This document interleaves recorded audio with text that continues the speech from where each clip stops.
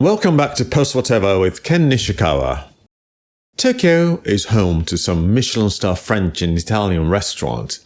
Most of those places are clearly beyond my means, but I do know some spots doing some of the best Neapolitan or Roman pizza this side of, Naples or Rome.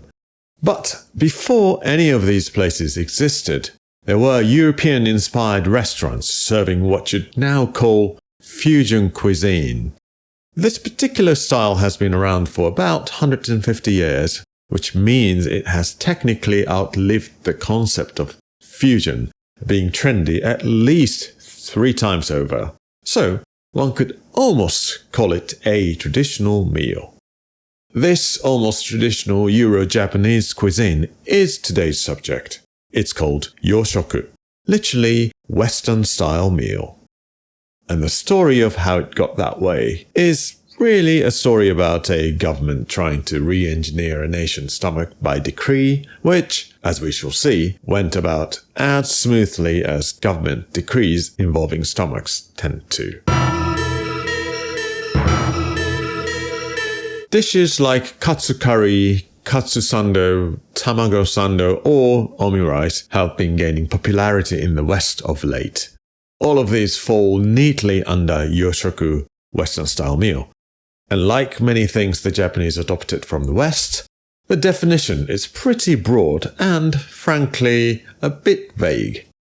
Take Japanese curry, for instance. As sure as the sun rises in the east, curry is from the Indian subcontinent. And yet, it's considered a symbol of yoshoku, Western-style cooking. There's a simple explanation. Curry arrived in Japan not via India, but via the British in the 19th century, Britain having spent some considerable time in India and coming away with, among many other things, opinions about spice. I'll dedicate a whole episode to the history of Japanese curry at some point because it's intensely interesting, so I won't go further down that road today. Western-style restaurants began emerging in cities like Nagasaki and Tokyo in the 1860s and 70s, mostly catering to Westerners who weren't yet sold on raw fish.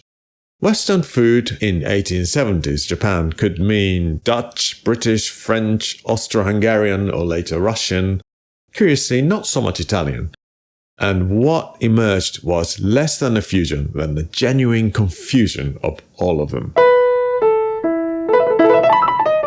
The general public's reaction to Western food, incidentally, was the mirror image of the Westerners' reaction to Japanese food. Foreign, faintly alarming, and far too heavy on the stomach. One of the main obstacles to yoshoku's acceptance was meat, especially beef. Eating meat had been prohibited in Japan for over 1,000 years, considered a source of bad karma. That said, chicken was eaten in small pockets of the country, in parts of Shikoku and Kyushu, mostly because they've got 2 legs as opposed to 4, and apparently that makes a whole world of difference.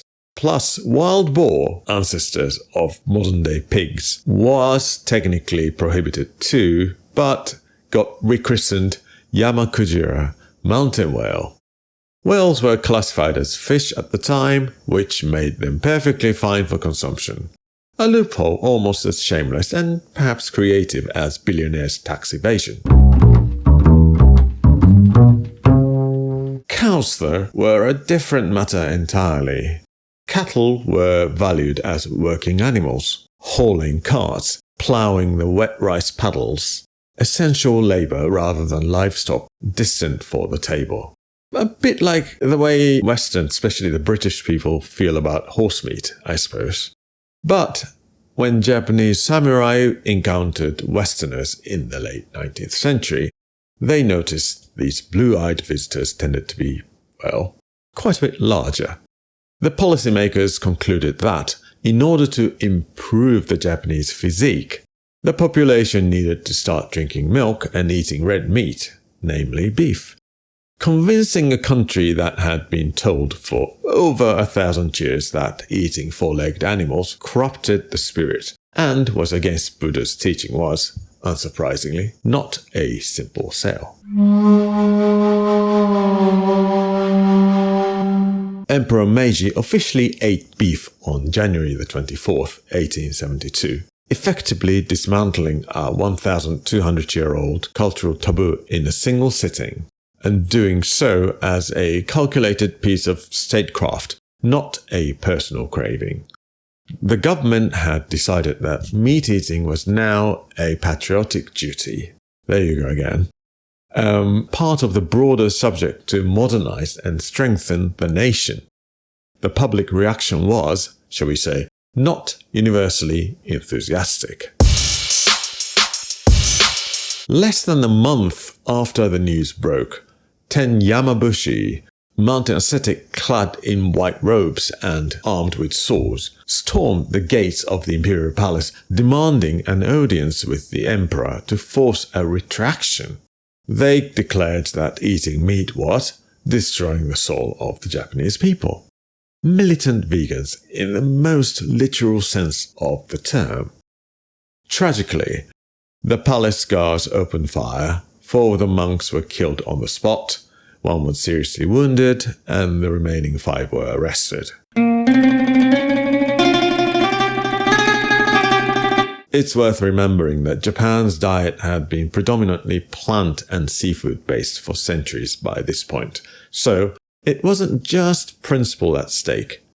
Early records suggest many people genuinely found the smell of beef repulsive and the flavor unpalatable. This was as much a matter of taste as of theology. The authorities, keen to feed their subject with beef to create a world-class workforce, and soldiers thought, well, we've got to do something.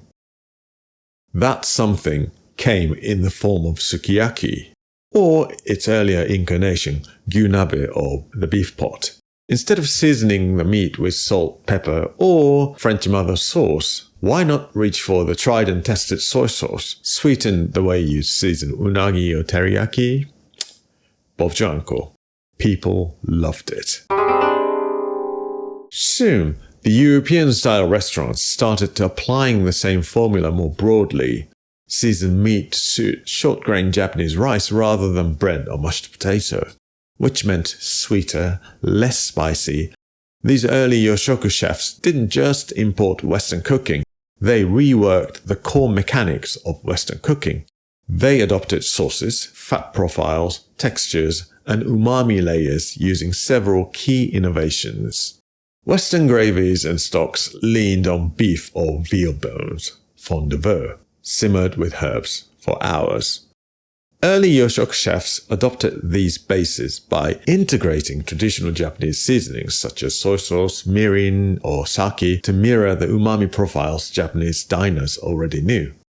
Continental European sauces, often wine-reduced or butter-emulsified, got rebuilt as thick, flour-heavy roux, clinging properly to sticky short-grain rice, rather than sliding off it. That roux became the foundation for Japanese curry and hashed beef or hayashi rice. When it came to deep frying, Japanese chefs swapped heavy Western brooding for light panko, which let fried dishes like tonkatsu or ebi-fried prawn fry stay crunchy even when drowned in thick savory sauce.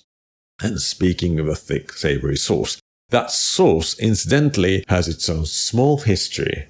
It descends from Worcestershire sauce, heavily tweaked though, sweetened and with the anchovy quietly dropped. Known simply as sauce in Japan, it became the condiment of Yoshoku. You'll find a bottle on the table of any self-respecting Yoshoku restaurant today. Tomato ketchup, meanwhile, replaced the acidic French tomato reductions. Well, plus, fresh tomatoes were very expensive in Japan. Well, they still are. So tomato ketchup is a kind of more economy option. Cooking rice directly with tomato ketchup, butter, and small bits of chicken created what we call chicken rice, the foundation of omurice, satisfying both the Japanese preference for soft, moist rice and the sheer novelty of Western dairy and tomato flavors. And somewhere along the way, the knife and fork quietly gave way to chopsticks. And there you have it, Yoshoku, Euro-Japanese fusion cuisine. More, shall we say, authentic French and Italian food reached a wider Japanese public after the war. I'd say properly from the 1980s onwards. Although, interestingly enough, whenever the imperial family has a banquet, having a guest from abroad, their official dinner would always have to be French, not Japanese, until a few years ago. So the proper French cuisine did exist in Japan, but only in the upper echelon of society. So Yoshoku is basically poor man's French or Italian food. And Yoshoku restaurants are a bit like a good old chippy back in Britain. There's something reassuring about them, comfort food even, for a dish that started life as a political project. Unfortunately, because most Yoshoku dishes rely heavily on beef-based fond de veau, these restaurants are, in general, not terribly veggie or vegan friendly. I do, however, have some decent veggie versions of dishes like omurice or Japanese katsu curry, and happy to share the recipes on social media or something if there's enough interest. The oldest Yoshoku restaurant with roots in Tokyo is Seiyoken, founded in Tsukiji in 1872, the very year Emperor Meiji sat down to his beef. The restaurant moved to Ueno Park 4 years later in 1876, when the park itself was established, and it is still there today. Ulysses S. Grant, the first US president sitting or former ever to visit Japan, is said to have dined there during his 1879 visit. The restaurant reportedly still holds the menu from a banquet held in his honor. Another notable regular diner there is Lafcadio Han, the man who introduced the culture and literature of Japan to the mainstream Western world. The current building dates from 1960, so it hasn't got much of the 19th century vibe going anymore, but I think it's worth a visit for the history alone. You may have to queue, so bring a good book, or better still, catch up on whichever episode of this podcast you haven't heard yet. Finally, here's the twist the whole story's been quietly building to us. The very same cattle that were once too sacred to eat. The ones ploughing puddles and hauling carts, the ones whose consumption got monks shot outside the Imperial Palace, are the direct ancestors of what is now, by common consent, some of the best beef on the planet. Starting in the Meiji era, native Japanese cattle were crossbred with imported European stock. Angus, Shorthorn, Brown Swiss, in a deliberate program to build better beef animals. Left to develop in relative isolation over the following century, those bloodlines produced what we now call Wagyu. Intensely marbled, absurdly tender, and now chased by chefs and diners around the globe.